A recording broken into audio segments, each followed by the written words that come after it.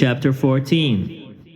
Then the Lord said to Moses, "Tell the Israelites to turn back and camp in front of Pi Hahiroth, between Migdol and the sea, in front of Baal Zephon. You shall camp opposite it by the sea. Pharaoh will say of the Israelites, 'They are wandering aimlessly in the land. The wilderness has closed in on them.' I will harden Pharaoh's heart, and he will pursue them, so that I will gain glory for myself over Pharaoh and all his army. And the Egyptians shall know that I am the Lord," and they did so. When the king of Egypt was told that the people had fled, the minds of Pharaoh and his officials were changed toward the people, and they said, "What have we done, letting Israel leave our service?" So he had his chariot made ready and took his army with him. He took 600 picked chariots and all the other chariots of Egypt, with officers over all of them. The Lord hardened the heart of Pharaoh, king of Egypt, and he pursued the Israelites, who were going out boldly. The Egyptians pursued them, all Pharaoh's horses and chariots, his chariot drivers and his army. They overtook them, camped by the sea, by Pi Hahiroth, in front of Baal Zephon. As Pharaoh drew near, the Israelites looked back, and there were the Egyptians, advancing on them. In great fear, the Israelites cried out to the Lord. They said to Moses, "Was it because there were no graves in Egypt that you have taken us away to die in the wilderness? What have you done to us, bringing us out of Egypt? Is this not the very thing we told you in Egypt? Let us alone and let us serve the Egyptians. For it would have been better for us to serve the Egyptians than to die in the wilderness." But Moses said to the people, "Do not be afraid.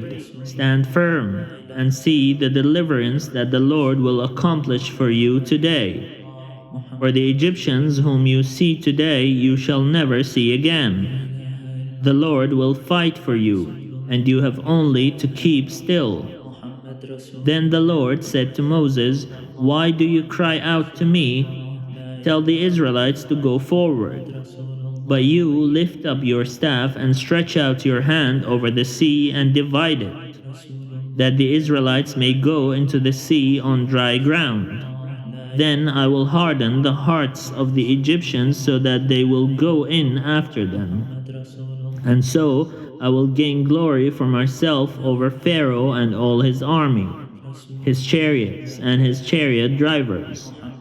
And the Egyptians shall know that I am the Lord, when I have gained glory for myself over Pharaoh, his chariots and his chariot drivers." The angel of God, who was going before the Israelite army, moved and went behind them, and the pillar of cloud moved from in front of them and took its place behind them.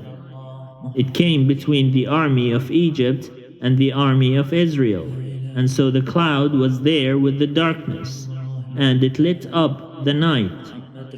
One did not come near the other all night. Then Moses stretched out his hand over the sea. The Lord drove the sea back by a strong east wind all night, and turned the sea into dry land, and the waters were divided. The Israelites went into the sea on dry ground, the waters forming a wall for them on their right and on their left. The Egyptians pursued and went into the sea after them. All of Pharaoh's horses, chariots, and chariot drivers. At the morning watch, the Lord in the pillar of fire and cloud looked down upon the Egyptian army and threw the Egyptian army into panic. He clogged their chariot wheels so that they turned with difficulty. The Egyptians said, "Let us flee from the Israelites, for the Lord is fighting for them against Egypt."